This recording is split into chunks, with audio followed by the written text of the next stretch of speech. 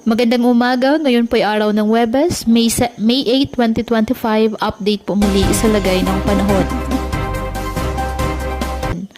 Ayon sa pag-asa, nalusaw na po o nag-dissipate ang isang sa dalawang low pressure area na nasa loob ng ating Philippine Area of Responsibility.